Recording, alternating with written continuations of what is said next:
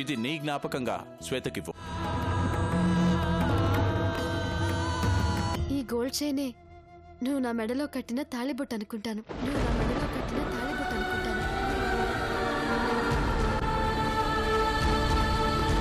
ఈ తాళి మెడలో ఉంటే భయం వేస్తుంది, తీసేయాలంటే బాధేస్తుంది. నీ సమక్షంలోనే తీసేస్తున్నాను.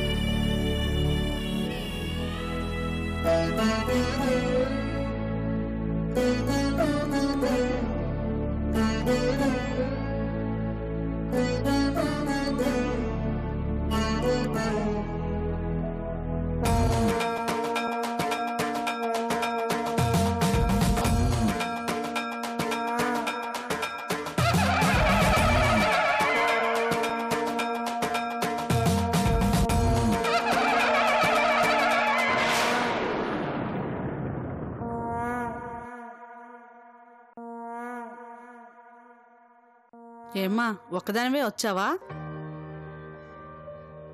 రామ్మా. ఎక్కడికి? నా కూతురు భర్త అనారోగ్యంతో బాధపడుతున్నాడమ్మా. అతను త్వరగా కోలుకోవాలని అమ్మవారి సమక్షంలో 10 మంది ముత్తైదులకి బట్టలు పెడతానని నా కూతురు మొక్కుకుంది. ఆయన కోలుకున్నాడు. వచ్చి బట్టలు తీసుకుని వెళ్దువురా అమ్మా. నేను అది నీ పక్కన మీ ఆయన లేడని ఆలోచిస్తున్నావా? పర్వాలేదమ్మా. అమ్మవారి ఆశీస్సులు పొందిన వస్త్రాలు ఒక్కరు కూడా తీసుకోవచ్చమ్మా. రా.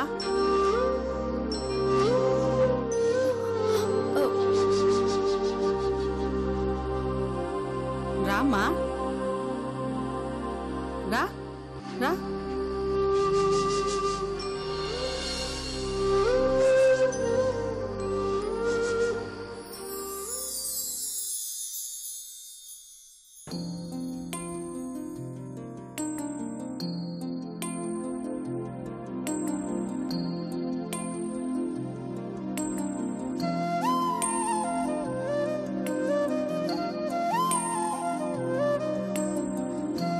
అమ్మా, ఈ అమ్మాయికి బట్టలు పెట్టు.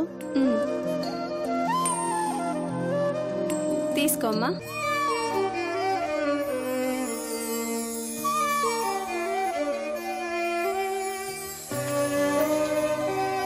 తీసుకోమ్మా.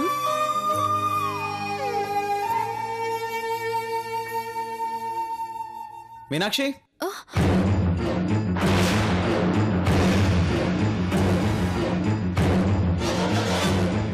సమయానికి మీ ఆయన కూడా వచ్చాడే.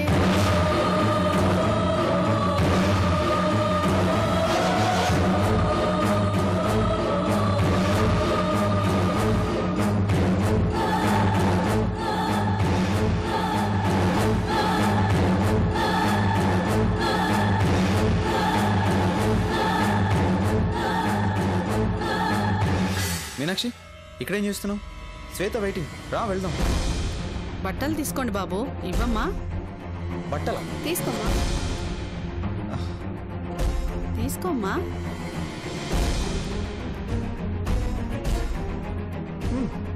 తీసుకోమ్మా.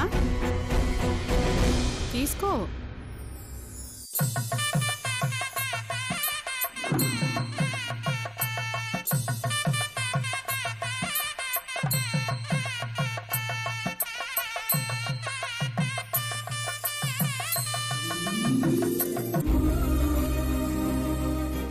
నా భర్తకి ఏ నీడా తగలకూడదని దీర్ఘ సుమంగళి భవ అని దీవించండి. మీరు బాగుండాలి. మీనాక్షి, కమాన్, టైం లేదు. ఏంటి మీనాక్షి, వెళ్ళేటప్పుడు నీతో చాలా విషయాలు మాట్లాడదాం అనుకున్నాను, నువ్వేమో వచ్చేసావు. బాబు మీరిక్కడ మీనాక్షి ఇక్కడ ఉందని. ఏమ్మా నేను ఇక్కడ ఉన్నాను నీకెవరు చెప్పారమ్మా? లేదు నాన్న, దేవుడికి దండం పెట్టుకుందామని వచ్చాను. ఆహా. ఏమ్మా చేతిలో బట్టలేంటమ్మా?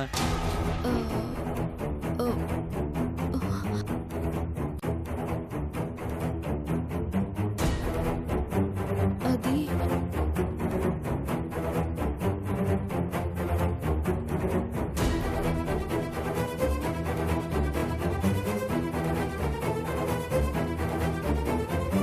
దంపతులకు బట్టలు పెట్టారా?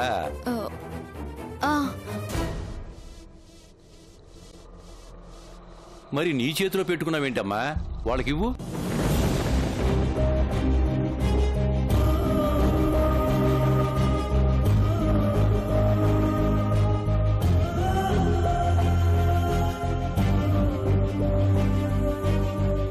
నీకే చెప్పేది, ఇవ్వు తల్లి.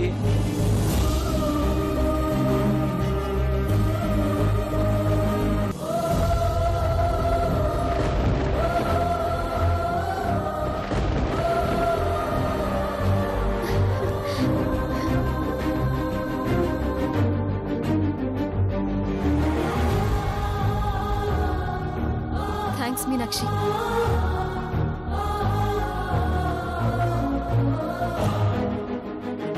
అమ్మా నాకు కాస్త పని ఉంది, నేను బయలుదేరతాను. వస్తాను బాబు. మంచిదండి. మంచిది అంకుల్.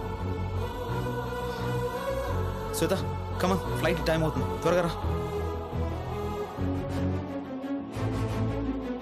మీనాక్షి చెప్పింది గుర్తుందిగా, నేను దగ్గర లేను కదా అని క్రిష్ ఎన్నో వేషాలు వేస్తాడు. నువ్వే దగ్గరుండి చూసుకోవాలి. అంతేకాదు ప్రతి విషయం నాకు ఫోన్ చేసి చెప్తూ ఉండాలి.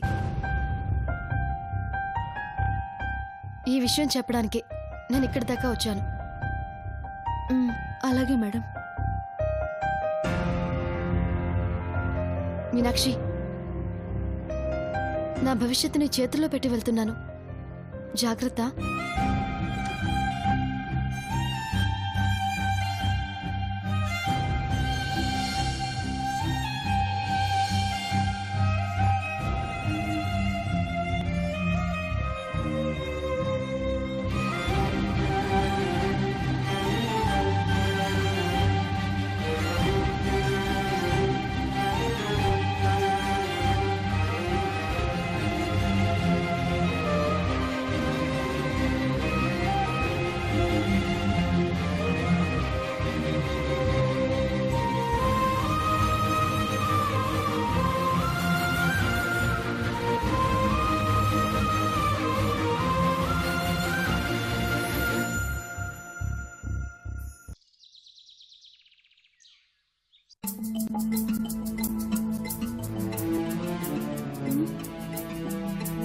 సార్,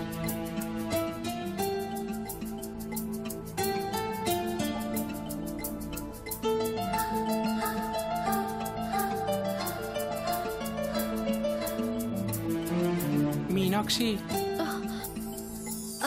సార్ మీరా?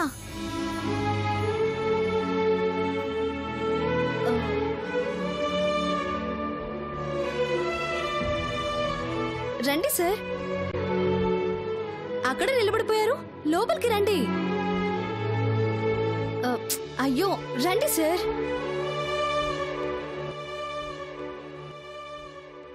సారీ మీనాక్షి, యాక్చువల్లీ ఆ డిజైన్స్ నువ్వే వేసావని. అదంతా వదిలేయండి, మీరు కూర్చోండి ముందు.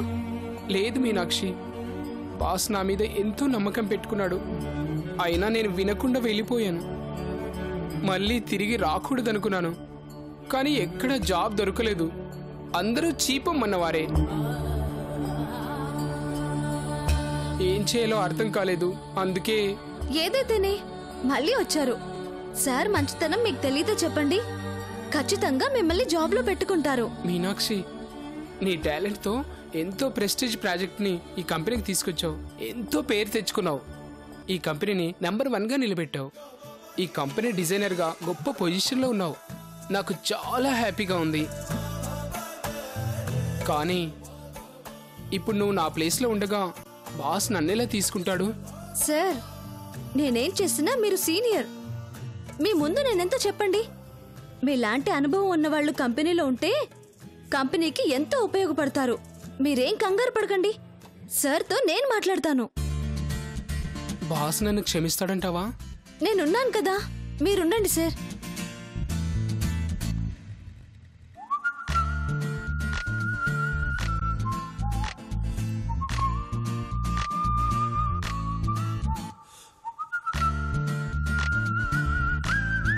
సార్, హే మీనాక్షి, కమ్. ఏంటి మీనాక్షి? సార్, మిమ్మల్ని ఒకటి అడుగుతాను, చెప్తారా? అడుగు. మరి అది ఏంటో చెప్పు. సార్, ఈ డిజైన్ చూసారా? ఈ మోడర్న్ డిజైన్లో కొన్ని మార్పులు చేసి ట్రెడిషనల్ డిజైన్గా మార్చితే బాగుంటుందనిపించింది. మీరేమంటారు? Good idea. కానీ ఇది చాలా పాత డిజైన్. దీనికి సంబంధించిన వివరాలు చెప్పండి సార్. ఈ డిజైన్ విజయ్ గారు వేసింది, నాకు ఐడియా లేదు. అయిన డీటెయిల్స్ కావాలంటే సిస్టంలో ఉంటాయిగా. లేదండి, చాలా వెతికాను. అయినా ఇప్పుడు ఈ ఓల్డ్ డిజైన్ గురించి ఆలోచించడం ఎందుకు మీనాక్షి? అయ్యో, అలా అనకండి సార్. పాత డిజైన్స్ నుంచి కొత్త డిజైన్స్ పుడతాయి. పైగా ఇలాంటి వాటికి పెట్టుబడి చాలా తక్కువ. దీని డీటెయిల్స్ అన్నీ విజయ్ గారికి తెలుసు, కానీ వెదవా వాళ్ళేడే. పోనీ పిలిపించండి. ఎక్కడున్నాడు తెలిస్తే కదా. వాడిని ఎక్కడైనా వెతకను. వెతికితే దొరుకుతాడేమో. వాడికి ఒంటి నిండా భయం, వాడి మీద వాడికే అపనమ్మకం. అందుకే నాకు షాక్ ఇచ్చి మరీ వెళ్ళిపోయాడు. విజయ్ గారు మంచి డిజైనర్ కదండి. ఏంటి ప్రయోజనం? ఏదైనా సమస్య వస్తే ఎదుర్కోవాలి, ఫైట్ చేయాలి. కానీ వాడు పారిపోయాడు. నువ్వు చూడు ఎంత నమ్మకంతో ముందుకెళ్ళావో. అలాంటిది వాడు నన్ను అర్థం చేసుకోవాలి. కానీ ఆ సమయంలో మీరంటే భయపడున్నట్టున్నారు. అప్పుడు భయపడ్డాడు సరే, ఇన్ని రోజులైంది, ఓసారి రావచ్చుగా, కనిపించొచ్చుగా. సీనియర్ డిజైనర్, నేనెందుకు వదులుకుంటాను? అంటే విజయ్ గారు వస్తే మళ్ళీ ఉద్యోగంలో పెట్టుకుంటారా? తప్ప అందరూ చేస్తారు మీనాక్షి. అలాంటి టాలెంట్ ఉన్న వాళ్ళని దూరం పెట్టలేం కదా. కానీ వాడు బ్యాడ్ లక్, తిరిగి రాలేదు. అంటే విజయ్ సార్ వస్తే క్షమించేస్తారన్నమాట.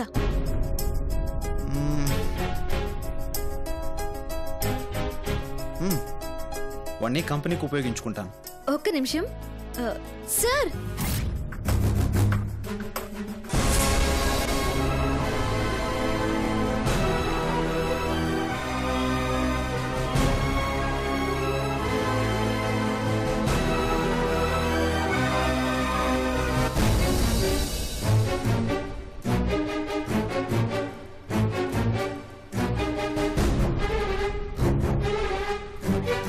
రండి సార్.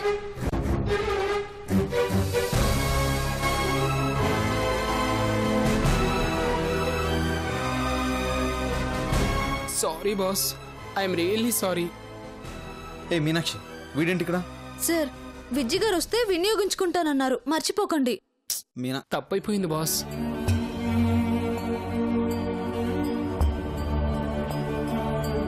ఓకే, మీనాక్షి చెప్పింది కాబట్టి నేను మళ్ళీ జాబ్లో పెట్టుకుంటున్నాను. Thank you boss.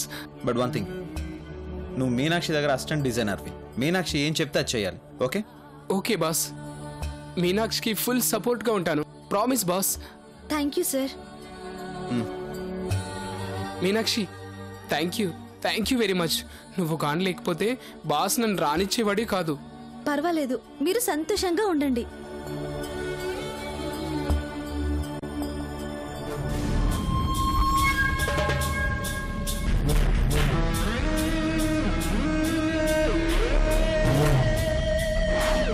Hello sir, నేను చెప్పు. మీరు చెప్పినట్టుగానే క్రిష్ ఆఫీస్లో మళ్ళీ అడుగు పెట్టాను. Very good. ఇంత ఈజీగా ఎంటర్ అవుతావు అనుకోలేదు. You are great. Thank you sir.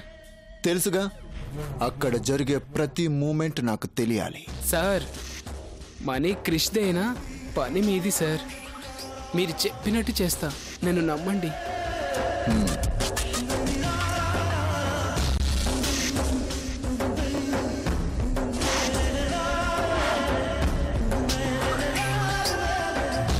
రై క్రిష్, నీ పతనం మొదలైందిరా.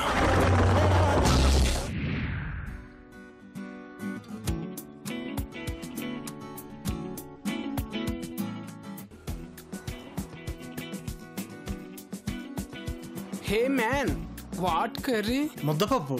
అందుకేనా దానికి డూప్లా ఉన్నావు, దేనికి పనికి రాకుండా. విజ్జి గారు ఓ పని చేస్తారా? ఏంటో చెప్పు. మూసుకొని తింటారా? అంతేలే, అంతకన్నా ఏమనగలవు? రే కిరణ్, నీదేం కర్రీరా? మునక్కాయ. మునక్కాయ? అబ్బా, ఆ సౌండ్ వింటేనే ఒళ్ళు వైబ్రేషన్ వస్తుందిరా. మునక్కాయ ఎవడి కనిపెట్టాడో కానీ వాడికి దండేసి దండం పెట్టాలరా.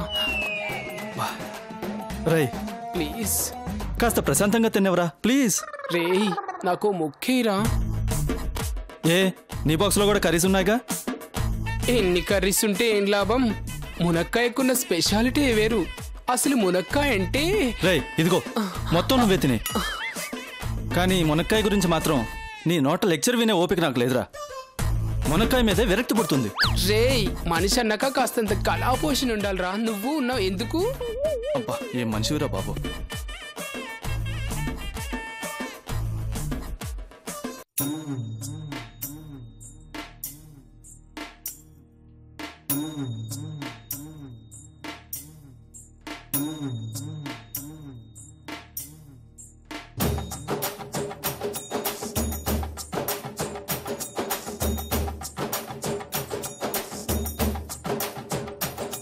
అటు చూడవే.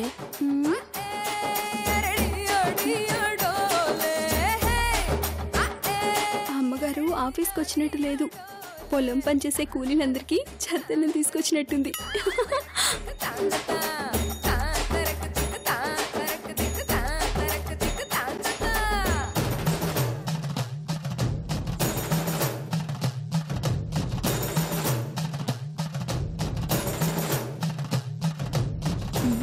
అవును, అవన్నీ తినడానికా లేక ఇక్కడ కర్రీ షాప్ పెట్టుకోవడానికా? తిను.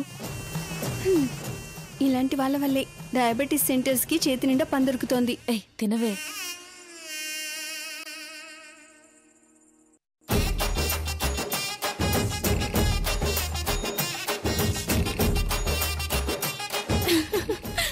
My God.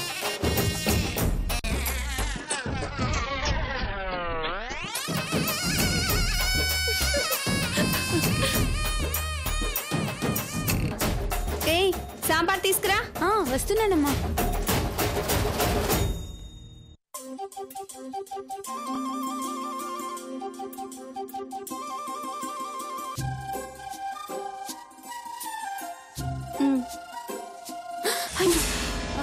చిచ్చి, ఆర్ యు మ్యాడ్?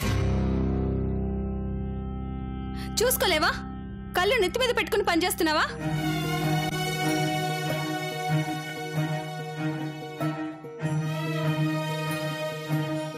మేడం అది షటప్.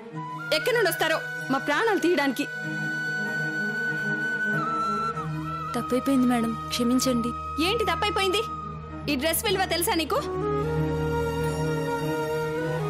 స్టూపిడ్. చేసిందంతా చేసి ఎలా చూస్తుందో చూడు, డస్ట్బిన్ మొహం వేసుకుని.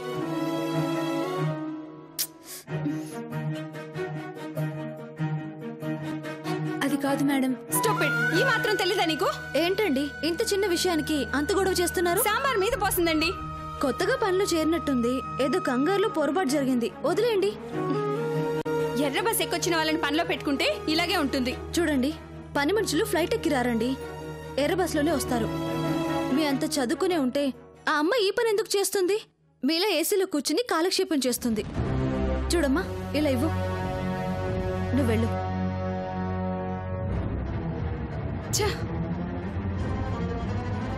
ఛీ.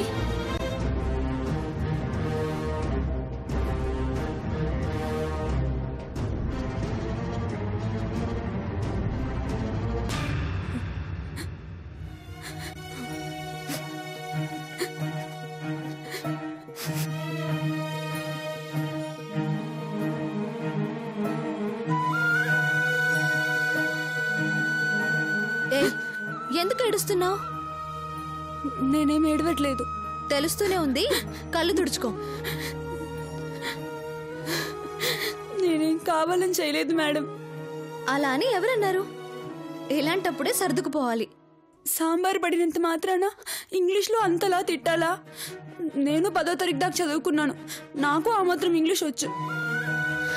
కొత్తగా పనులు చేరావా? మా వెంకన్న మామకి ఇక్కడ సెక్యూరిటీ గార్డ్ బాగా తెలుసు. అందుకే ఇక్కడ పనిలో పెట్టాడు. వాళ్ళంతా చదువుకున్న వాళ్ళు. చిన్న పొరపాటును కూడా తట్టుకునే ఓపిక వాళ్ళకుండదు. మనమే జాగ్రత్తగా వడ్డించాలి. కాఫీ ఇచ్చినా అన్నం పెట్టినా ఒళ్ళు దగ్గర పెట్టుకుని మెదలాలి.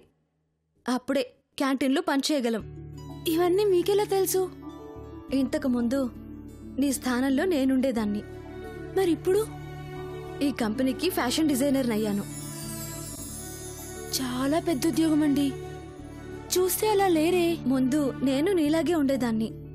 ఇప్పుడు నిన్ను చూస్తుంటే నన్ను నేను అద్దంలో చూసుకున్నట్టుంది. పరిస్థితులు మనకి అన్నీ నేర్పిస్తుంటాయి. అందుకే నీకీ మాత్రం చెప్పగలుగుతున్నాను. Thanks madam. మీలాంటి మంచి మనసున్న వాళ్ళు ఈ ఆఫీస్లో ఎవరూ లేరు. అంతా చుర్రుమంటే బుర్రుమంటారు. మీరు చాలా మంచివారిలా ఉన్నారు.